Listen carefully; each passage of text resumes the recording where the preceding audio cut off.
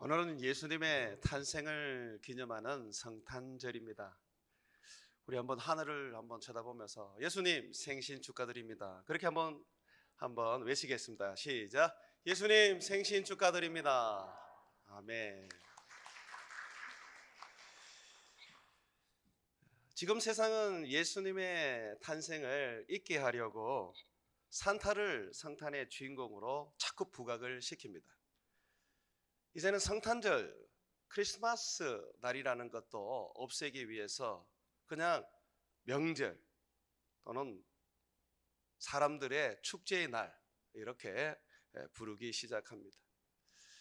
참으로 예수 그리스도가 이 땅에 오신 이유가 무엇인지 제대로 모르는 그런 사람들의 그 무지의 표현이 아닐까 생각이 됩니다. 그래서 우리가 자꾸 전해야 돼요. 예수님을 전해야 되고 예수님을 알려줘야 해요. 오늘 교회에 오시면서 혹시 보셨습니까? 체육관 앞에 있는 그 길, 거기에 구유가 하나 만들어져 있습니다. 거기에는 아기 예수님과 그리고 마리아와 요셉의 모습이 있고, 그리고 이쁜 양 2마리가 있습니다. 만약에 그걸 보셨다면 여러분들은 오늘 좋은 구경을 하셨습니다. 특별히 오늘 외국인들과 다문화 가족들을 초청해서 지금 상층에서는 초청 예배를 드려주고 있는데, 그분들을 위해서 이 성탄이 어떤 날인지, 산타의 날이 아니라 예수님이 탄생한 날이라는 것을 알려주기 위해서 제작을 했습니다. 여러분들도 그냥 예배 마치고 가지 마시고 한번 보시고 그렇게 가십시오. 오늘 성경 말씀에 보니까 예수님이 베들레헴에서 탄생하셨는데 그가 여간이 없어서 짐승의 우리에서 태어났다, 그렇게 얘기해주고 있습니다. 태어난 예수님을 그리고 구유, 여물통이죠. 짐승들이 밥을 먹는 밥그릇이지 않습니까? 거기에 예수님을 누였습니다. 천사는 이 이야기를 인근에 있는 목자들에게 알려주었습니다. 그러면서 그들에게 이렇게 말합니다. 자, 12절 우리 같이 한번 읽습니다. 시작. 너희가 가서 강보에 사여 구유에 누여 있는 아기를 보리니 이것이 너희에게 표적이니라. 이 세상에 구주가 나셨습니다. 그리스도가 오셨습니다. 구주가 나셨다는 것, 그리스도가 오셨다는 것을 성경은 표적을 통하여 보여주고 있습니다. 그 표적이 뭐냐면 예수님이 구유에 누여 있는 것입니다. 강보에 사여 누여 있는 것이죠. 이것은 우리에게 아주 중요한 표적입니다. 예수님의 탄생을 우리가 제대로 알아야 합니다. 왜 예수님을 짐승의 우리에서 태어나게 하고 그리고 예수님을 구유에 누였을까? 이것을 표적이라 했으니 도대체 어떤 메시지를 우리에게 전해주고 싶어서 하나님은 이렇게 하셨을까? 우리는 생각해 보아야 합니다. 그래서 제가 여러 메시지 중에서 한 3가지 정도를 여러분들에게 이 구유가 우리 주님의 어떤 메시지를 담고 있는지 한번 나누어 보려고 합니다. 먼저 예수님이 이 땅에 오셔서 그가 누였던 이 구유, 짐승의 여물통, 이것은 우리에게 예수님께서 이 땅에 어디에 누구에게 임하는지를 알려줍니다. 예수님은 세상의 왕이십니다. 다윗의 왕위를 그가 가지기 위하여 오셨습니다. 그러다 보니까 상식적으로 예수님의 탄생을 생각하게 되면 화려한 궁전을 생각하게 됩니다. 그래서 동방에서 온 박사들이 예수님을 경배하려고 그들이 찾아간 곳이 바로 헤롯의 궁전이었습니다. 이것은 상식입니다. 세상의 왕으로 오시고 하나님이 이 땅에 임재하실 때에 그가 계시는 곳은, 그가 머무는 곳은 바로 화려한 곳이어야 한다는 것이죠. 그런데 우리의 상식을 완전히 무너뜨려 버리고 예수님께서는 짐승의 우리에서 태어나셨고 구유에 누이시면서 예수님은 가장 천하고 낮은 곳에 임재하셨습니다. 예수님은 화려한 곳에 임하시는 것이 아니라 사람들이 생각하고 바라보고 원하는 곳에 임하는 것이 아니라 예수님은 가장 낮은 곳, 예수님은 자기가 필요로 하는 곳, 자기를 필요로 하는 곳에 임하십니다. 그래서 예수님은 우리에게 그런 얘기를 하셨죠. 나는 의인을 부르러 온 것이 아니라 죄인을 부르러 왔단다. 나는 건강한 자를 위하여 온 것이 아니라 병든 자를 위하여 왔단다. 나는 이 땅에 와서 가난한 자에게 천국 복음을 전하고 억눌리고 결박당한 자들을 자유하게 하고 병든 자를 건치기 위하여 왔다라고 그렇게 말씀해 주고 있습니다. 예수님이 이 땅에 오신 것은 섬김을 받기 위해서 온 게 아닙니다. 예수님은 섬기러 오셨습니다. 죄인 우리를 구원하시기 위하여 자기의 몸을 대속물로 주시기 위하여 이 땅에 오신 것이죠. 오늘 예수님께서 특별히 짐승의 우리에서 태어나시고 구유에 이 여물통에 누워 계셨던 것은 다름 아니라 목자들을 부르기 위한 거였습니다. 천사들은 예수님의 탄생을 가장 먼저 알려주었던 사람들이 바로 목자들이었는데 이 목자들은 항상 그들이 기르는 양, 그들이 키우는 짐승들과 함께 동고동락하던 자들입니다. 이들은 고용된 사람들입니다. 원래 양의 주인들이 있습니다. 부자들이 있죠. 한밤중에 바깥에서 양들을 지키며 모닥불을 피워놓고 그곳에서 잠을 자는, 양들과 함께 잠을 자는 이들은 바로 고용된 사람들입니다. 주님은 이 고용된 사람, 가장 천하고 사람들이 멸시하는 이 목자들, 그들을 부르기 위하여 짐승의 우리에서 태어나셨고 구유에 누우셔서 표적이 되셨습니다. 그래서 예수님께 우리가 사람들을 데리고 올 때에 복음을 전하는 우리의 그 복음이 문턱이 낮아야 됩니다. 조건이 없어야 됩니다. 교회가 문턱이 낮아야 됩니다. 교회에 오는 사람들에게 있어서 어떤 조건도 없어야 합니다. 가난한 자도 오고 부자도 오고 의인도 오고 죄인도 오고 죽을 자도 오고 살 자도 와야 하는 것이 바로 교회입니다. 그러나 교회가 점점 화려해지고 좀 좋은 건물들을 갖추게 되면 문턱을 높이는 경향이 있습니다. 그것은 예수님이 이 땅에 오셔서 짐승의 우리에서 태어나신 그 메시지와 완전히 반대되는 우리들의 삶입니다. 우리 주님이 보시면 한탄하시고 통탄하실 그런 모습이 되는 것이죠. 베들로 교회는 오늘 성탄절을 맞이해서 예수님이 어디에서 태어났는지를 다시 돌아봐야 합니다. 구유에 누우셨던 예수님을 우리는 오늘 돌아보면서 예수님께서 참으로 자기를 필요로 하고 자기를 통하여 구원을 얻고자 하는 사람, 그들에게 찾아가셨다는 것을 기억해야 합니다.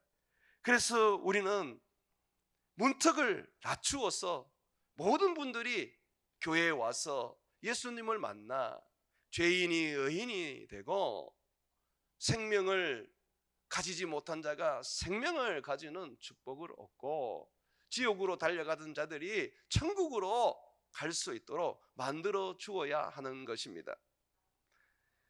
자, 또 하나의 메시지가 있습니다.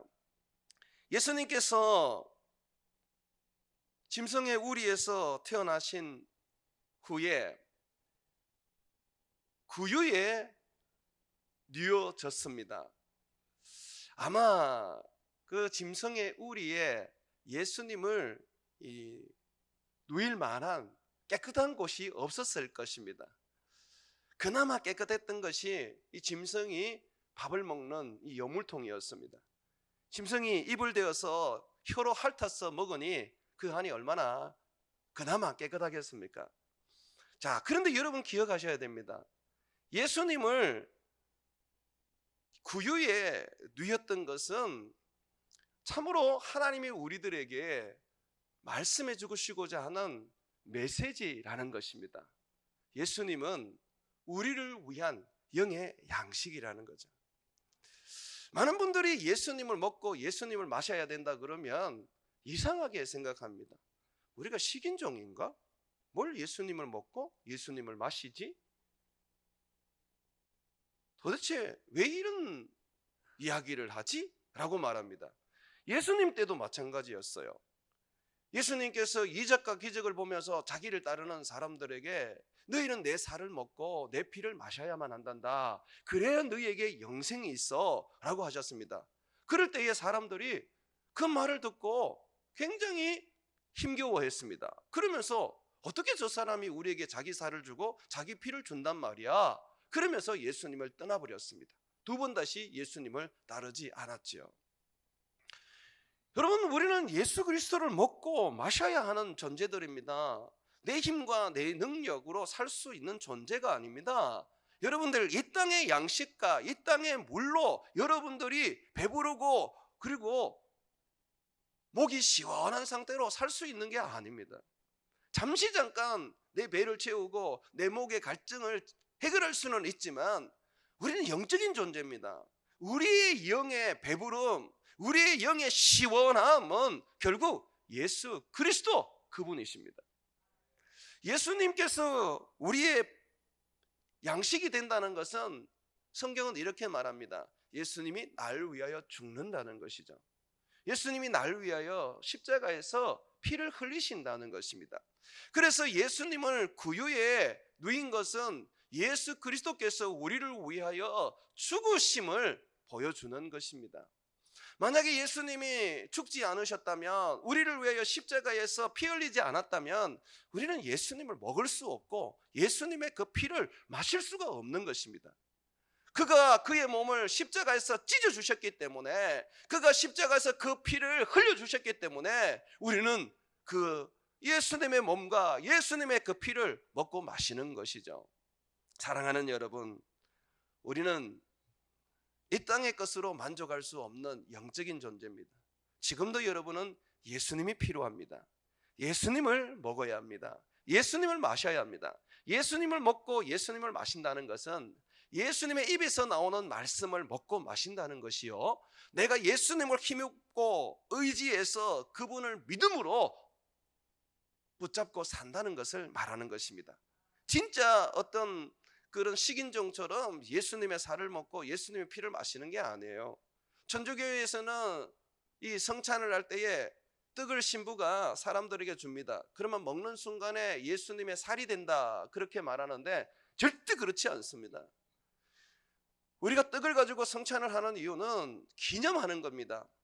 그것은 메시지를 가지고 있는 것입니다. 아, 나는 예수님이 필요해. 나는 예수님의 말씀을 먹어야 해. 나는 예수님을 믿음으로 의지하고 붙잡아야 돼 라는 것입니다. 예수님이 포도나무 비유를 통해서 나는 포도나무다, 너희는 포도나무의 가지다 그렇게 말씀하셨습니다. 그러면서 주님은 이 가지는 포도나무에 붙어 있어야 된다, 떨어지면 절대로 안 된다 그러셨어요. 이 포도나무로부터 영양분이 가지로 공급되어서 결국 열매를 맺지 않습니까? 우리는 이와 같이 예수님으로부터 끊임없는 이 영양분을 공급을 받아야 됩니다. 그런데 정말 예수님은 이 생명의 영양분을 공급해 주시는데 바로 그 생명의 영양분이 다름 아니라 성령이십니다. 그래서 성령은 예수님으로부터 나오는 것입니다. 예수 믿는 우리가 성령을 받는 것입니다. 그래서 우리가 성령을 힘입어서 부유해지고 또한 배불러지고 또 시원함을 가지고 살아가게 되는 것이죠. 오늘 성탄절날 여러분들이 예수 그리스도를 먹고 마시기를 소망합니다. 여러분에게 예수님께서 성령을 주셔서 여러분의 영적인 배를 부유하게 해주시고 여러분의 목마름을 채워주시기를 원합니다. 오늘 성령께서 여러분에게 임하여서 여러분을 치유하시고 여러분을 새롭게 하시고 여러분들에게 세상을 이길 수 있는 기쁨을 주실 줄로 믿습니다.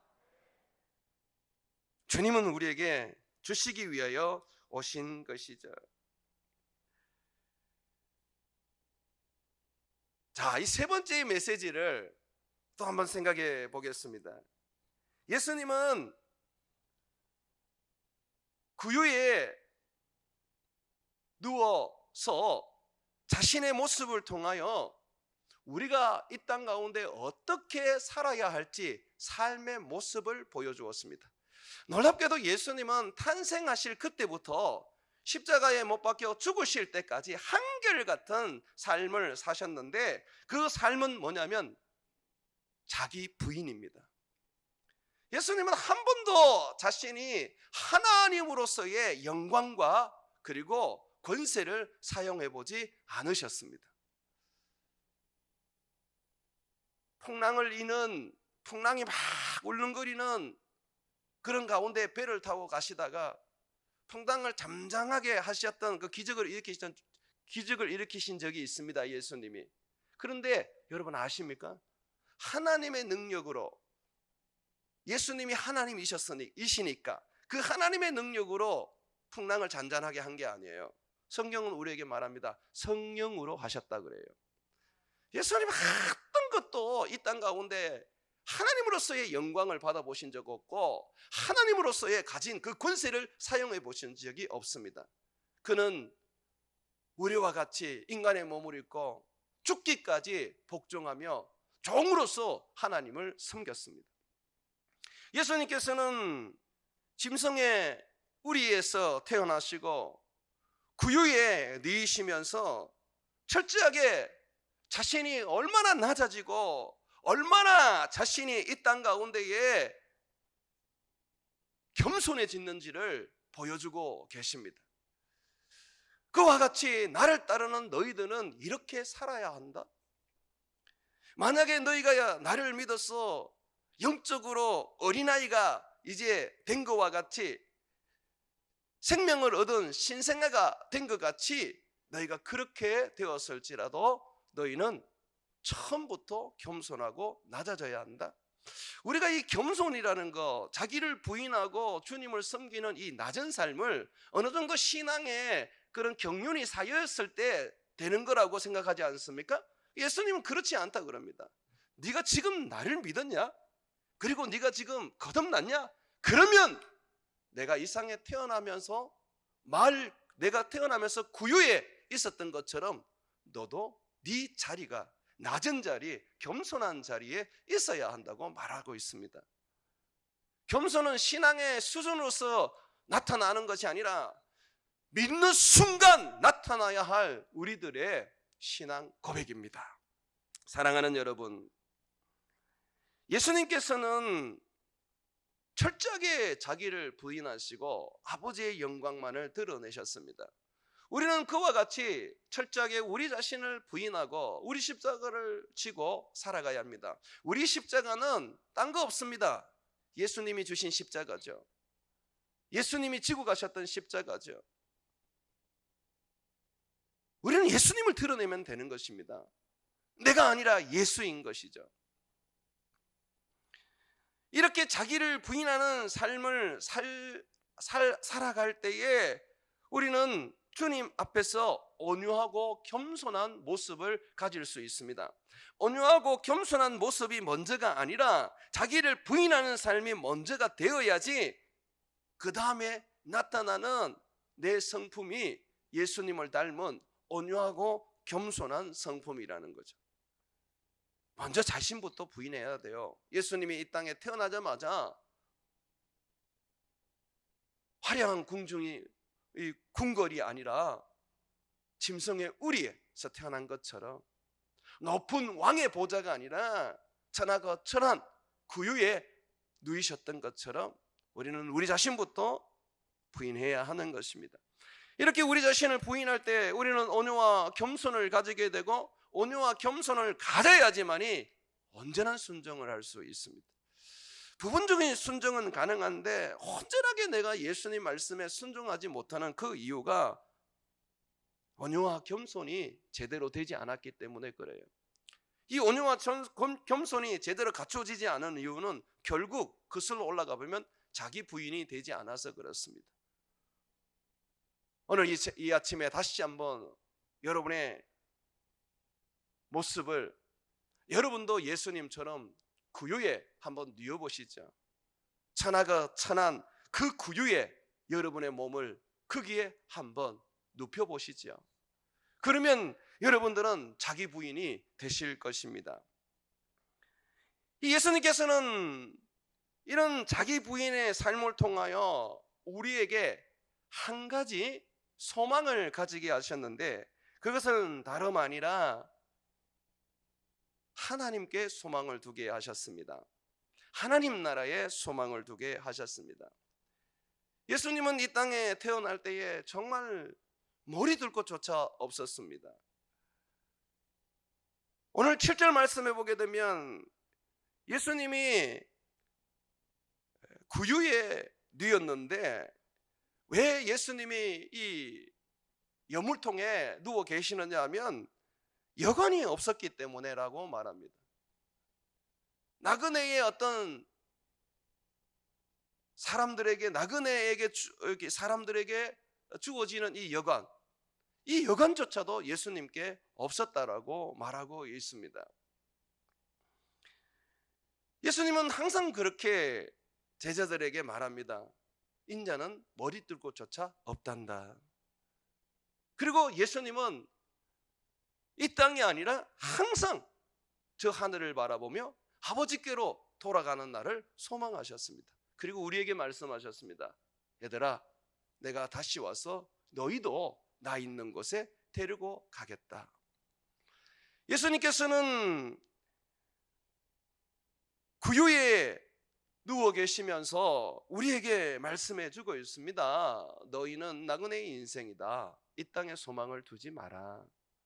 이 땅에 마음을 두지 마라. 이 땅에서 일하고 먹고 살아도 너희는 하나님께 마음을 두어라. 내가 그랬던 것처럼 너희는 아버지께 두어라. 정말 예수님은 부활하셔서 하늘로 승천했을 때에 하나님의 보호자 우편에 영광의 자리에 앉으셨습니다. 그곳이 바로 예수님의 자리 아닙니까? 우리도 그렇습니다. 여러분, 이 땅에 여러분들이 집을 짓고 기업을 만들고 좋은 직장 속에서 살아가지만 그거 여러분 자리 아닙니다. 결국 여러분들이 그 모든 것을 다 내려놓고 가야 합니다. 여러분들이 가야 할 곳, 여러분들의 자리는 바로 예수 그리스도 앞에 있는 하늘에 있는 곳입니다. 예수님의 탄생을 우리가 보면서 예수님을 자꾸 이 땅에 계시도록 붙잡으면 안 됩니다. 예수님의 탄생은 우리에게 기쁨과 영광입니다. 그가 왜 오셨습니까? 우리에게 하늘을 소망 삼게 하시려고, 우리를 하늘로 데리고 가시려고 이 땅에 오신 거 아닙니까? 그렇기 때문에 우리들은 이 땅에 살면서 우리 하나님께 소망을 두고 우리 하나님께 내 인생의 목적을 두고 살아야 하는 것이죠. 예수를 믿는 많은 분들이 목적이 너무 땅에 있습니다. 나는 종종 은퇴한 목사님들도 평생을 목회했지만 그분들의 목적이 땅에 있다는 것을 봅니다. 20년, 30년 목회하고 난 다음에 목회 우울증이 찾아온다고 그럽니다. 아니, 왜 목회 우울증이 찾아옵니까? 이 땅에 소망을 뒀기 때문에 그렇죠. 비록 교회의 목사로서 오랜 세월을 기도하며 섬겼지만 거기에 목적을 뒀기 때문에 결국은 우울증이 오는 거 아닙니까? 여러분, 우리가 어떤 일을 은퇴하게 됐을 때에 우리는 뭔가 모르는 홀가분한 기분을 가져야 합니다. 우울증이 찾아오는 것이 아니라 하나님 앞에 내가 참 열심을 다하여 일했습니다. 주님, 내 모든 삶의 그 일들을 이제 마쳤습니다. 영광 받아 주옵소서라고 하면서 하나님께 감사로 우리의 그 은혜를 올려드려야 합니다. 그러면서 우리는 우리 주님 앞에 또 우리에게 주어진 삶을 살기 위하여 달려가는 것이죠.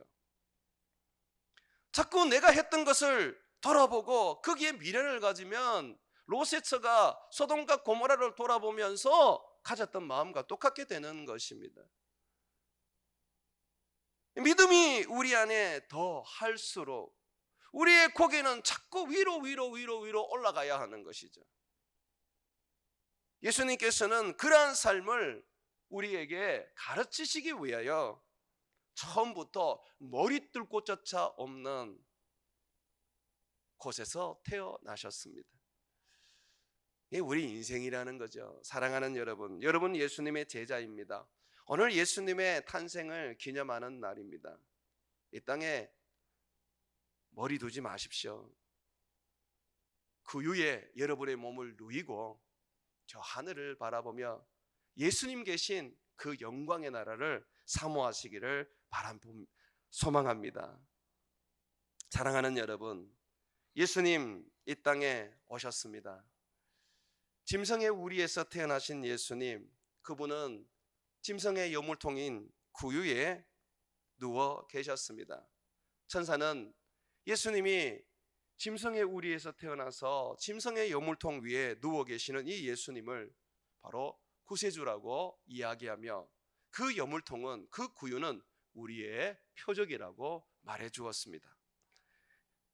우리의 삶이 예수님이 보여준 이 낮고 그리고 자신을 주시고 땅에 소망을 두지 않고 하늘에 소망을 두시고 사셨던 것처럼 항상 여러분 안에 이 구유가 가슴에 새겨져서 여러분도 여러분 자신을 주고 겸손하게 자신을 낮추어서 주님만 바라보고 주님만 의지하고 저 천국만 소망하고 살아가시기를 주의 이름으로 축원을 드립니다.